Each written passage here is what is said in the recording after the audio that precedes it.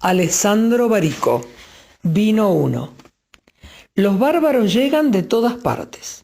Y esto es algo que nos confunde un poco porque no podemos aprehender la unidad del asunto, una imagen coherente de la invasión en su globalidad.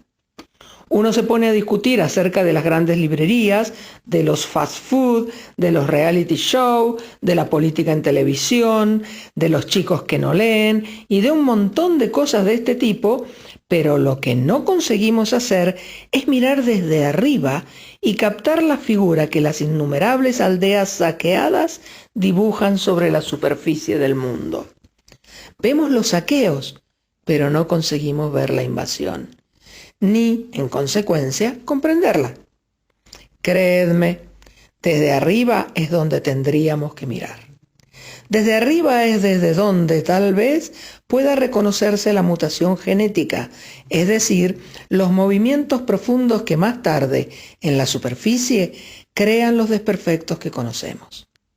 Voy a intentar hacerlo tratando de aislar algunos de los movimientos que me parece que son comunes a muchos de los actos bárbaros que observamos en estos tiempos. Movimientos que aluden a una lógica precisa, por difícil que sea descubrirla, y a una estrategia clara, por inédita que sea. Me gustaría estudiar los saqueos no tanto para explicar cómo han ocurrido y qué se puede hacer para retirarse de pie, sino para llegar a leer dentro de ellos el modo de pensar de los bárbaros. Y me gustaría estudiar a los mutantes con branquias para ver, reflejada en ellos, el agua con la que sueñan y que están buscando. Empecemos partiendo de una impresión bastante difundida de que tal vez sea hasta superficial pero legítima.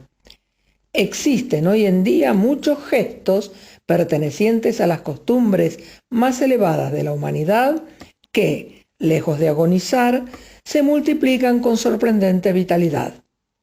El problema es que en este fértil regenerarse parecen ir perdiendo el rasgo más profundo que tenían, la riqueza a la que habían llegado en el pasado, tal vez incluso su más íntima razón de ser. Se diría que viven prescindiendo de su sentido, el que tenían, y bien definido, pero que parece haberse convertido en algo inútil, una pérdida de sentido. No tienen alma los mutantes, no la tienen los bárbaros. Es lo que se dice. Es lo que declara el sheriff de Cormac McCarthy pensando en su killer. ¿Qué le dices a un hombre que reconoce no tener alma? ¿Os apetece estudiar el asunto más de cerca? He elegido 3 ámbitos específicos en los que este fenómeno parece haberse manifestado en los últimos años: el vino, el fútbol y los libros. Me doy cuenta de que, sobre todo en los 2 primeros casos, no nos encontramos frente a gestos neurálgicos de nuestra civilización. Pero es esto precisamente lo que me atrae: estudiar a los bárbaros en el saqueo de aldeas periféricas, no en su asalto a la capital. Es posible que ahí, donde la batalla es más simple, circunscripta, sea más fácil discernir la estrategia de la invasión y los movimientos fundacionales de la mutación. Comencemos, pues, con el vino. Ya sé que quien sabe de vinos, no quiero decir quien apesta a vino, va a encontrar aquí cosas que ya conoce y que, por el contrario, quien no bebe se preguntará por qué tendría que interesarse por algo que no le importa en lo más mínimo. Pero de todas formas, os pido que escuchéis. Esta es la historia. Durante años, el vino ha sido un hábito de algunos países, de pocos. Era una bebida con la que uno saciaba su sed y con la que se alimentaba. Tenía un uso extendidísimo y unas estadísticas de consumo impresionantes. Producían ríos de vinito de mesa y también, por pasión y por cultura, se dedicaban al arte verdadero y auténtico. Era entonces cuando se hacían los grandes vinos. Lo hacían casi exclusivamente franceses e italianos.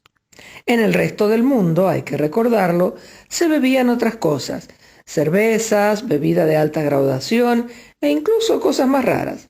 Del vino no sabían nada.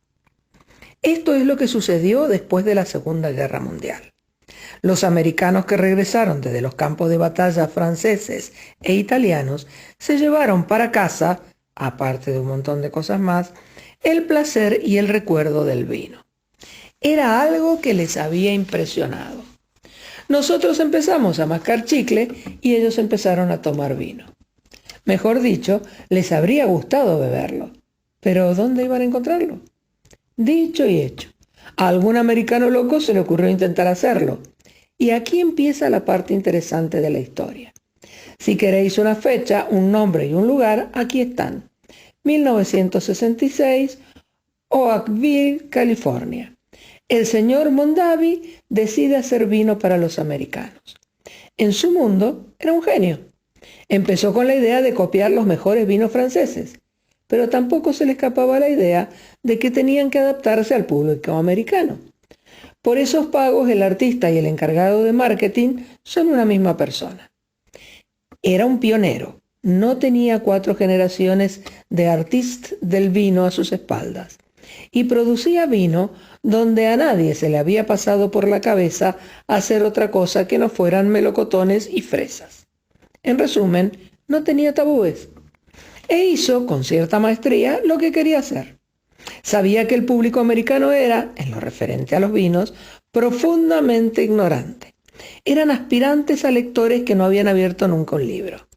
Sabía también que eran gente que comía a menudo de forma muy rudimentaria y que no tendría la necesidad imperiosa de hallar el bouquet apropiado para combinarlo con un confit de canard.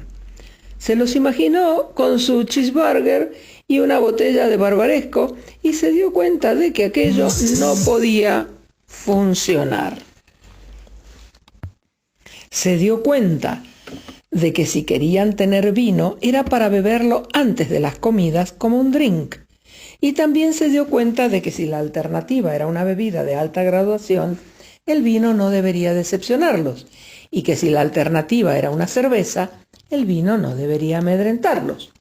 Era un americano y por tanto sabía, con el mismo instinto con que otros habían hecho prosperar Hollywood, que ese vino tenía que ser simple y espectacular. Una emoción para cualquiera. Sabía todas estas cosas y evidentemente tenía cierto talento. Quería ese vino y lo hizo. Le fue tan bien que esa idea suya de vino se convirtió en un modelo.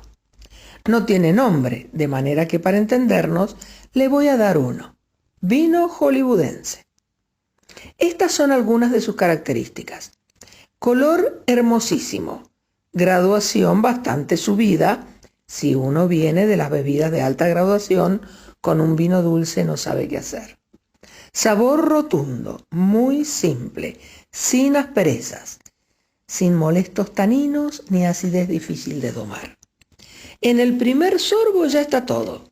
Da una sensación de riqueza inmediata, de plenitud de sabor y de aroma. Cuando te lo has bebido, el retrogusto dura poco, los efectos se apagan, interfiere poco con la comida y se puede apreciar por completo, aunque uno estimule sus papilas gustativas, solo con algún estúpido snack de bar. Está hecho en su mayor parte con uvas que se pueden cultivar en casi todas partes, Chardonnay, Merlot, Cabernet Sauvignon. Dado que es manipulado sin excesivos temores referenciales, tiene una personalidad más bien constante, respecto de la cual las diferencias entre cosechas se vuelven casi irrelevantes. ¡Voilà! Con esta idea de vino, el señor Mondavi y sus seguidores obtuvieron un resultado sorprendente. Los Estados Unidos hoy consumen más vino que Europa.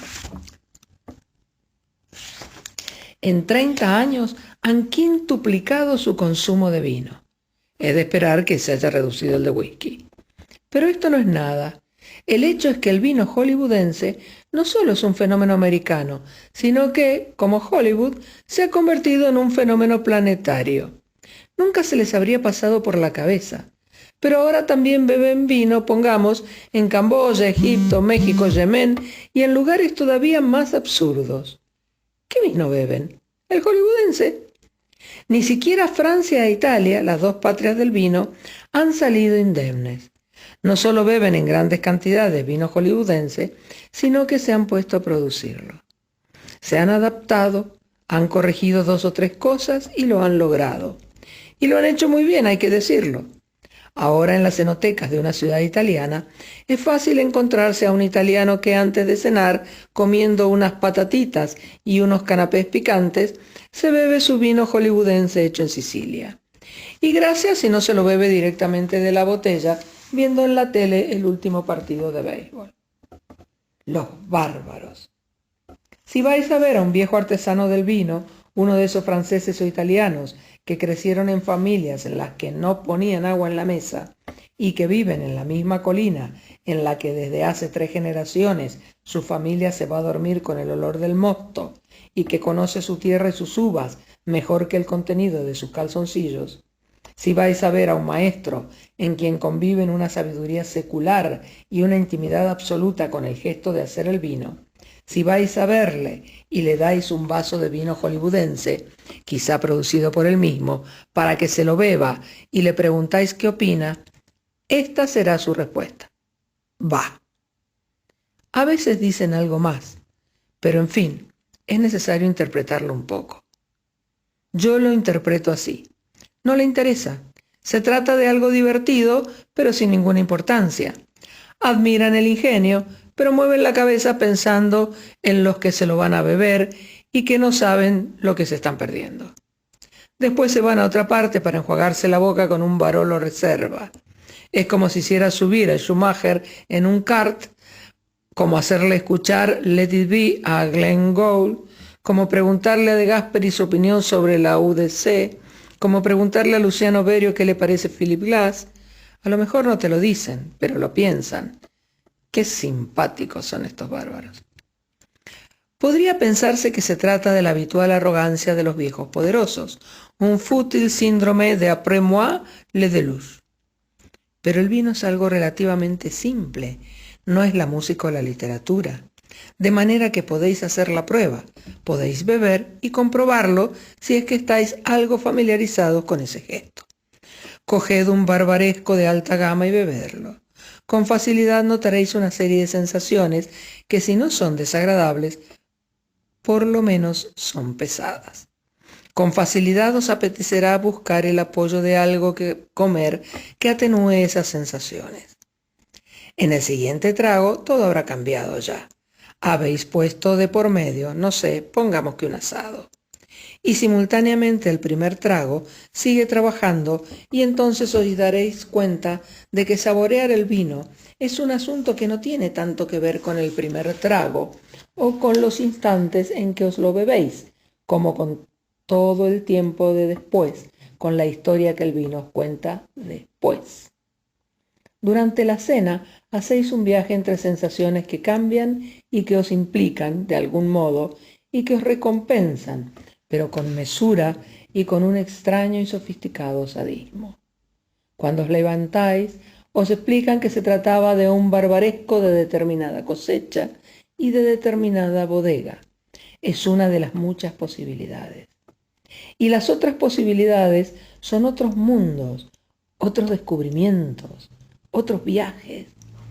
Es algo como para que uno se vea atrapado y se despierte tiempo después con 20 kilos de más y una insidiosa propensión a las vacaciones enogastronómicas. Si luego volvéis al vino hollywoodense, escogéis uno, a lo mejor exagero, pero son tan parecidos que podéis escoger casi al azar, y tranquilamente vais tomando un vaso, sentados delante de una agradable enoteca, entenderéis muchas cosas. Os gustará, os sentiréis felices por estar ahí, y si no sois bebedores exquisitos y cultos, incluso tendréis la sensación de que habéis encontrado el vino que habíais estado buscando desde siempre. Pero resulta indudable que se trata de otra cosa, de un kart. No sé si entendéis lo que quiero decir.